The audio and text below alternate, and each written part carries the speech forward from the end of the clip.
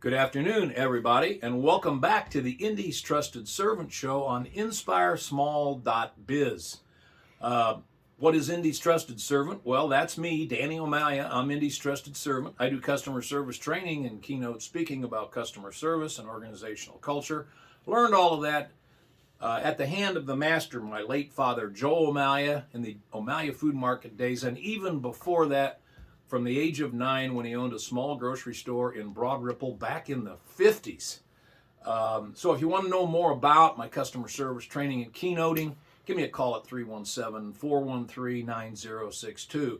What's the Indy's Trusted Servant Show on InspireSmall.biz? I like to describe it as lively local small biz and community talk where you can feel the pulse of Indy. I want to thank Ryan Henry, our host, for having the Indy's Trusted Servant Show on his InspireSmall.biz website. My guest today is Robert Newport of the McGowan KFC downtown. But before I introduce Ryan, I want to explain why I'm wearing this sweater. I had a good sports week this week. My Cathedral Fighting Irish basketball team not only won the 4A state championship Saturday night at Gainbridge Fieldhouse, but they won it by the largest margin in the history of the championship game ever. Who did they play? And they did it against an undefeated Chesterton team from up in the region. Wow. Ryan's area there. Most unbelievable defensive and rebounding performance I've ever seen in my life. And to add to that, last night, Thursday night, because we're taping this on Friday, my Xavier Musketeers won the National Invitational Tournament, and that was a big surprise and a very pleasant surprise to all of us local Xavier guys, which there are a lot of us, guys and gals. Now, having said that, we'll go to our guest, Robert Newport of the McGowan KFC down at, what's the address? 13th and Delaware, 1305 North Delaware Street, downtown. 13th and Delaware. A lot of history we're going to get into in a minute. But first, Robert, tell our viewers about yourself, your background, and how you ended up at the McGowan KFC. Oh, sure.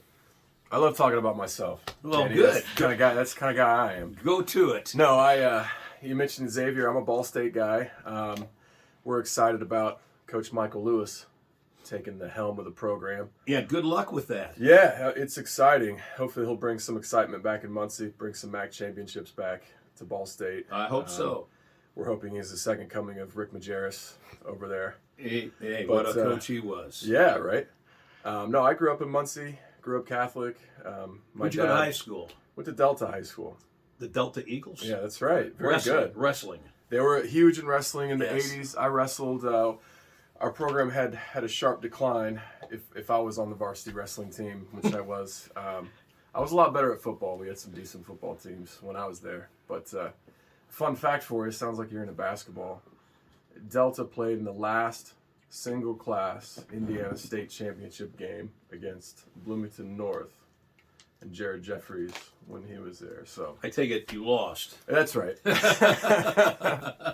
That's right. That's a good thing to remember, though. Yeah, there you go. Some Indiana basketball trivia. Who was in the final game? But, So what'd you major in at Ball State? I was a history and criminal justice major, and then of course the next logical step would be to move to Indianapolis and start a rock and roll band with my brother. Okay. You know, we did that for 10 years. What was it called?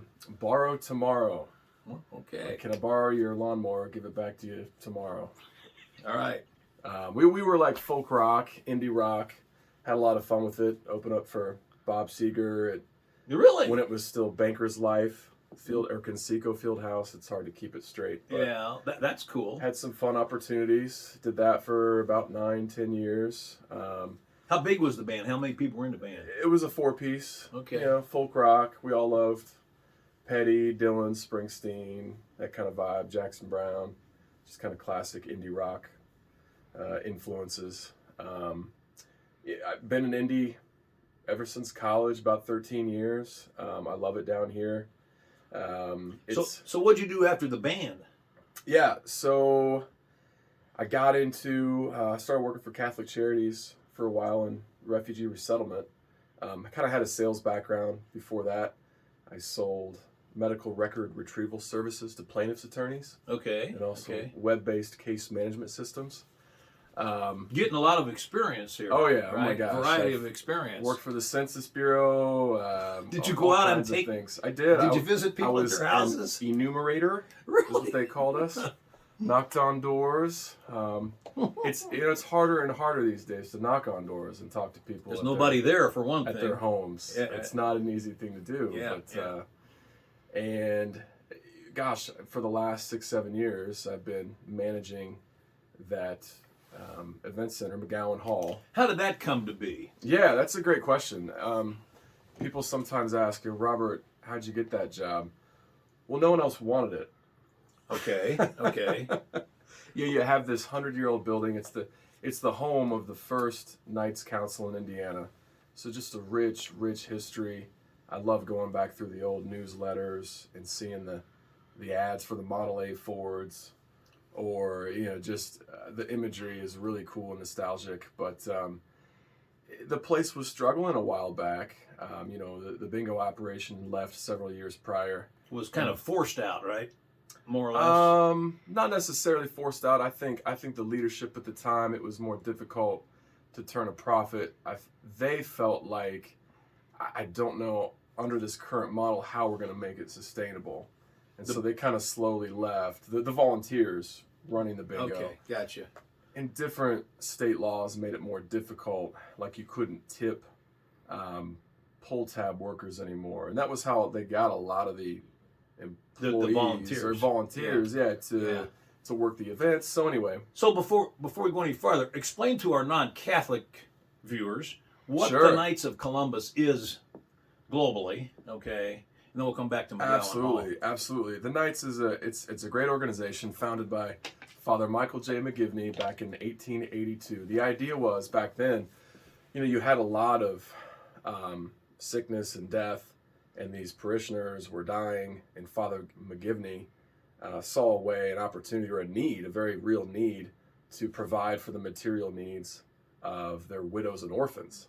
Right? These families were financially ruined, oftentimes. And also, for hundreds of years, for example, the Freemasons wouldn't let Catholics join, and often these guys would deny their faiths, deny their Catholicism to join the Masons, just so they'd have something. Some fraternal organization. Something to provide for their potential widows and orphans, Now that's changed. I don't mean to disparage the Masons. They have changed that, and there's, they do a lot of good things. But back then, that was the impetus for the formation. So in a way, religious prejudice caused the Knights of Columbus to come about. In a way, In a way. absolutely. Yeah, And now, of course, it's grown into a worldwide. It's the largest Catholic fraternity in the world, and give a ton of money right now to Ukraine historically, to disaster relief efforts worldwide, not only persecuted Christians, but persecuted people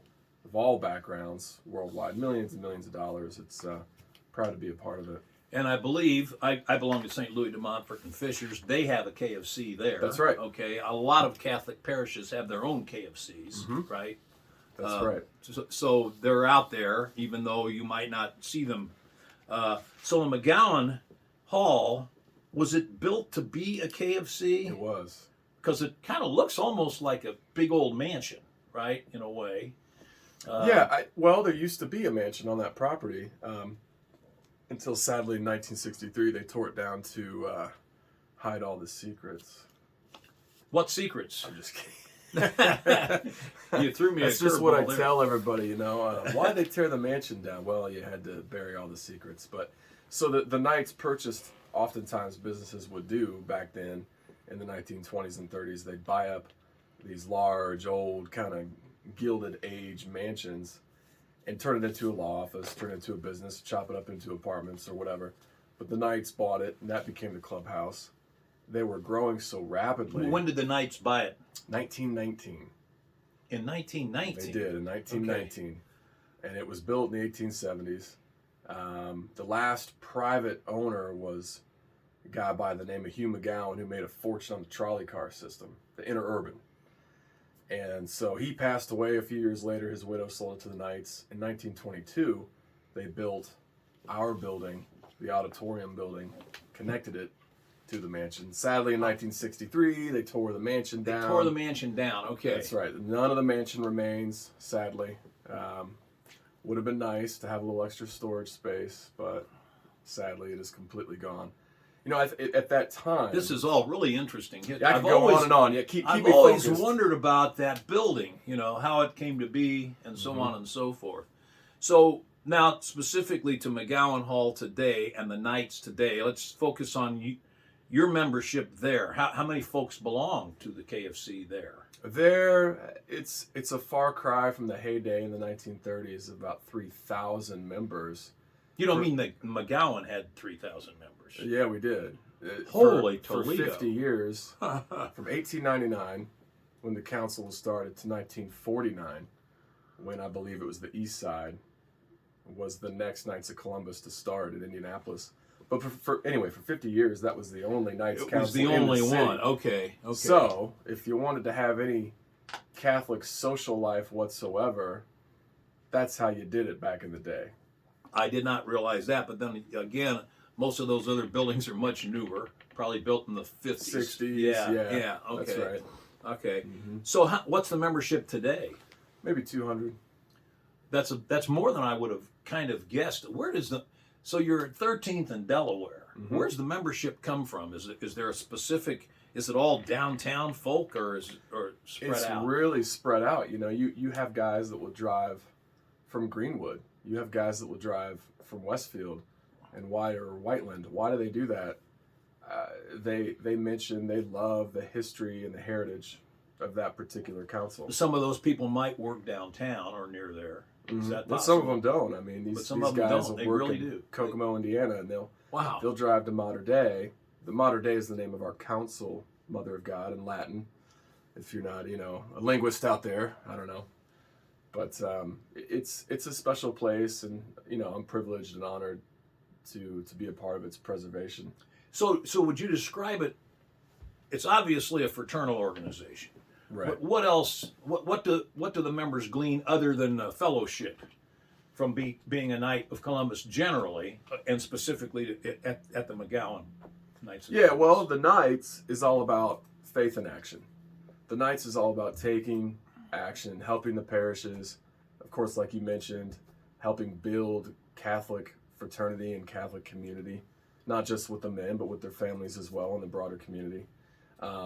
It's about, we give a ton of money to the Jabalt Home for Boys in Terre Haute, Indiana. Yeah. Well, it's not just a home for boys anymore. It's for autism spectrum, behavioral issues, sex abuse victims. There's about 90 live-in residents out there, and that the Knights of Columbus are on the board of directors for that, and it's accredited by the education board and everything. Very worthwhile operation out there. And it's been around a long time. Yeah, since the 1920s. Yeah. Give a ton of money to pro-life efforts, like I mentioned before, disaster relief, but more localized in the community. Things like coats for kids, gathering up brand new coats for children in need every winter. The spaghetti dinners for vocations to support vocations to the priesthood or religious life. Now, how do you raise the money to do all that? I mean, people pay dues, obviously. Right. But you must have some fundraisers that go into having enough money to spread around to all these wonderful charities. That's right. I mean, some councils still have a very robust charitable gaming operation. We don't do a whole lot of that downtown, but like for example, our pro-life fundraiser every year, we ride our bicycles from state line to state line, right? We raise money for women's care centers and ultrasound machines for women's care centers in need. The statistic is like a woman is 90% more likely to have that child if she sees an ultrasound. So we call it biking for babies, and that's one thing that we do. That's awesome. When is that? This year it's September 9, 10, and 11. So if there's any cyclists out there that want to get involved, reach out to me. So is there a website you can go to learn you more can go and sign up and so forth? You sure can. You can go to K of C. That's not KFC. That's not Kentucky Fried Chicken. It's K of KOFC437.com. KOFC437, and that 437 is the number of... That's our council number. Your council number. Yeah. You know the council number of what used to be the Northside KFC? The north side is, it's still 3433, I believe. And are all those chronological? In other words, That's right. You guys were the 437th. That's right. So they have another digit added, so you understand the time gap between, 1899 when we were started, and then somewhere in the 1950s, I think, when the north side was started. Yeah. Catholic Business Exchange meets at the Northside KFC or the Northside Event Center. Mm-hmm. We could talk about that off camera if you want, but you might be interested in Catholic Business Exchange. I need to come. Yeah, I've had Jim Liston, the founder of Catholic Business Exchange, on this YouTube series, Mm-hmm. and we'll talk about that later. I have been neglecting my my desire to come. I need to. You should come. They have great speakers. Yeah, they really do. They have great speakers, and they do a ton of good for some of the organizations you mentioned, like the Women's Care Center, for instance. And that's just a great organization. Absolutely. Well, I'm going to swing up. We'll probably come back to the KSC in a couple of minutes, but you mentioned you were in a band for 9 years, right? Right. And you still play music in the community, because I met you at a ribbon cutting for Carmel Parish Neighbors magazine at O'Malia's Living in Carmel, which is not owned by my family anymore. But talk about your music career. It's not a four-man band anymore, but you play music. No, I do. Yeah, thank you. I do a lot of solo acoustic stuff around town. It's just a way to keep my chops up, keep playing. Kind of a singing jukebox type of situation. Yeah.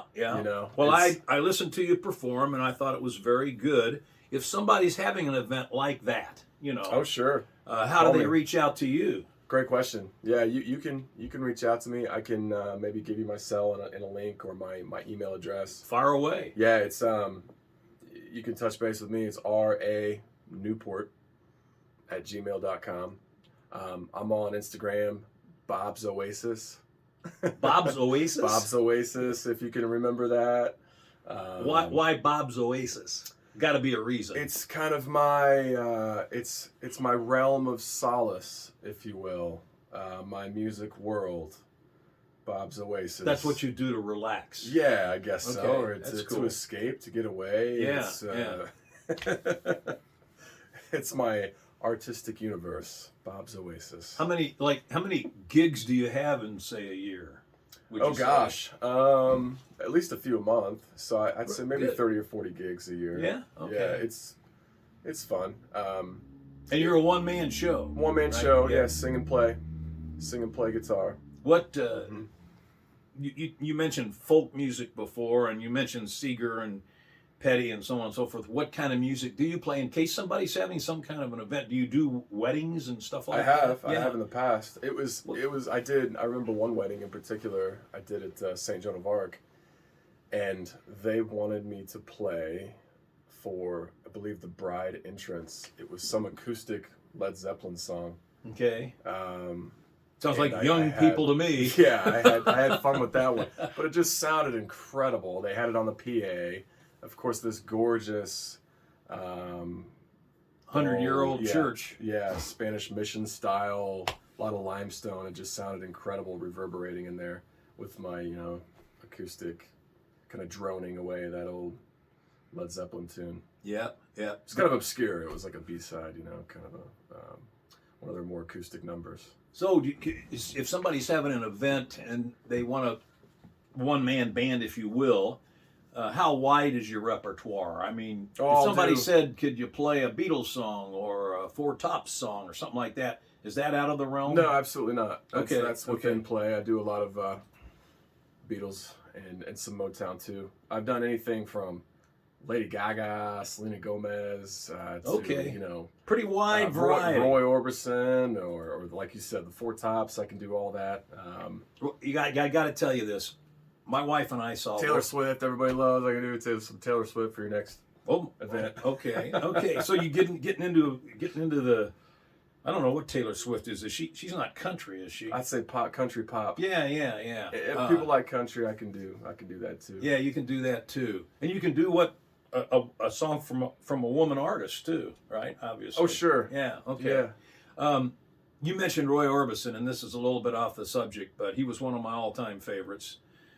One great voice, and my wife and I saw him perform shortly before he passed away at a former car dealership in Greenfield. No kidding. That had become an event, a music thing. I can't remember what it was called, the Brandywine. Wow. Because there's the Brandywine Steakhouse out there in Greenfield, or there was. This was a long, long time ago. Real cold night, and God, we were within 30 feet of Roy Orbison. I loved it. He was. Wow. He was how many artist. people were there? I wonder. About 100, maybe. Is that right? Yeah, it was a pretty small place. That's surprising. Pretty small place. Yeah, that's great. So, do you ever perform at the McGowan Hall? I have before for events. Yeah, we have jazz every first Friday. So, gosh, coming up tonight, this probably won't air until for continuity purposes. But it's every first Friday, then there we go. You go into May then. Yeah, then mark your calendars from here on out. But we have live jazz every first Friday. Doors at 8. Jazz starts at 9. I've performed. Yeah, every now and then we'll set up shop out in the parking lot, which is just really neat. We have some tall apartment buildings, and the sound really reverberates on that block corner. It sounds kind of cool. But yeah, I played every now and then. We've kind of developed a reputation down there for live jazz, which those are real musicians if you can play jazz guitar. I don't do a whole lot of that. I'm more pop and folk. But yeah, we have a great jazz trio. These guys play at the Jazz Kitchen a lot and all over town. Is the Chatterbox still doing jazz? Yeah. I'm so glad they reopened here. Yeah. Recently, within the last few months. They were closed for over a year, right, during the pandemic. But I'm so happy to see them open their doors again. And a lot of the guys that play there play at McGowan Hall, down in the lounge. We have this. Cool. You walk down the steps. It's kind of a speakeasy vibe. You go down. It's this chill lounge, low lights, and you have a great jazz trio playing. It's a lot of fun. That's nice. By the way, I wonder if when we did our downtown O'Malley grocery store back in '86, I became friends with a lot of local business people, and one of them was the owner of the Chatterbox, David Endrichik. Yep. An architect who owned this jazz bar. That's right. Yep. Guy used to wear plastic ties. Really interesting guy. I haven't seen him in a long there time. And you'll see Dave working the door. He's still there. Yeah. Okay. Ask him about the Rolling Stones walking into the bar, and it never gets old. He'll tell you the story. Oh, I'd love to hear that story. And it gets better with every telling. Yeah. I'll have to drop by since he's still there. He loves to tell it. It's a cool story. That's a cool place. Let's see. Here's a question for you. We just passed St. Patrick's Day not long ago, right? Do you guys have a big St. Patrick's Day thing there? We used to. What gets hard, Danny, is when you have certain volunteers leave an organization. It was built up so big for years. You had the Cathedral Marching Band would come. After the parade? You had a live band, after the parade. Yeah. You had a live band playing upstairs in the ballroom, and we could get 800 people up there. It's a pretty large space with the balcony and everything. And you have the bagpipers, and you have all this. It was a big, big deal. You had hundreds of people. Now, when those folks that organize it slowly leave, the volunteers slowly leave, and they don't pass that baton gets dropped. If you lose it for a year or two, heck, it takes another 10 years to build that back up, especially with so much competition. You got the Athenaeum, you got the Golden Ace, you got these other events downtown going on. So it's strategically, it's kind of a tough nut to crack to get back into that, at least how big it was. But we've thrown smaller events, like we've had the Fourth Degree Knights come after the parade, and we've cooked for them and their families. A little more intimate. So it's on St. Patty's Day. Let's talk about accessibility.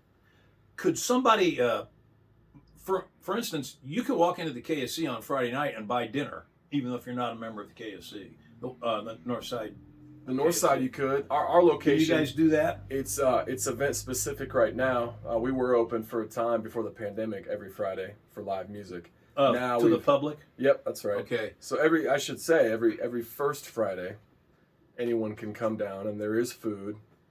We're having shrimp jambalaya and bourbon glazed salmon with mashed potatoes and asparagus tonight. Oh, so baby. there are some good rotating entrees on first Friday. Now we hope to be open more often as things slowly rebound from the pandemic. But yeah, if you're going to the Northside Social Club, Northside Events and Social Club is their official name, I believe. I believe you can. Yeah, you can. I think you can, and I think they look at that as a possible way to get new members. Certainly. Yeah. Certainly. So you mentioned the difficulty of the having enough volunteers versus what you used to have. Mm-hmm. Aside from the pandemic, and aside from the fact that the baton doesn't get passed, what reasons do you have? Can you come up for that? Oh gosh, or is that it? That's a great question. Now a lot of people are moving back downtown. I think in the '60s through the '80s, a lot of folks were leaving the downtown area. Kind of a rough place to live, from what I hear. In spots, yeah. Yeah, that was a rough area.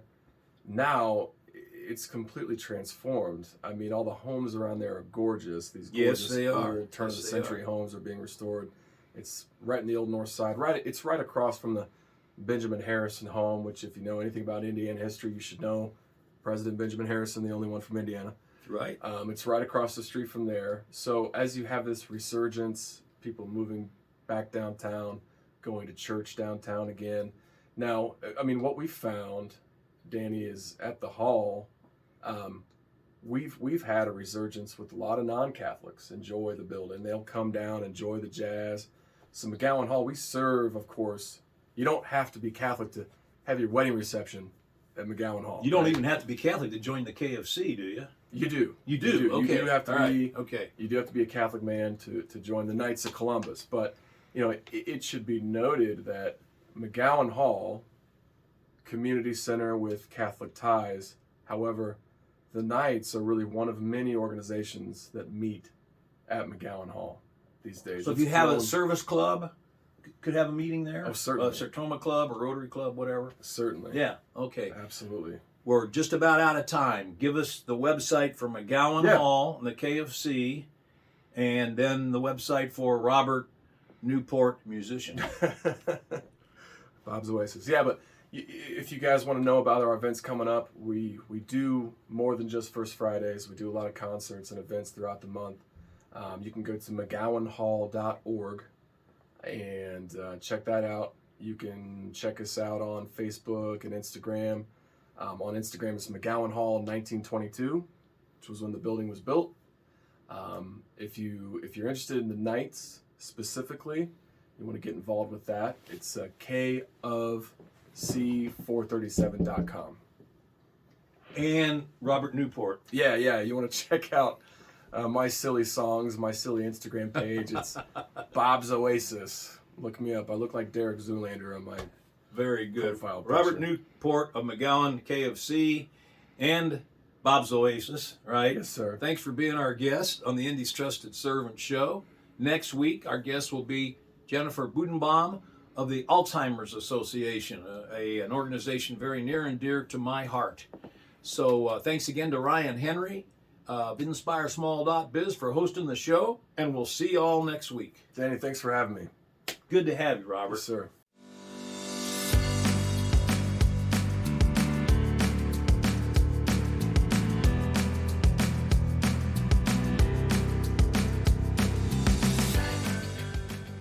Thanks for watching this episode of the Indy's Trusted Servant Show. If you liked this episode, be sure to like, share, and subscribe for more updates.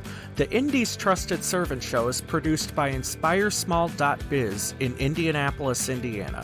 For more episodes of the Indy's Trusted Servant Show, visit www.inspiresmall.biz/Indy's Trusted Servant. Thanks for watching.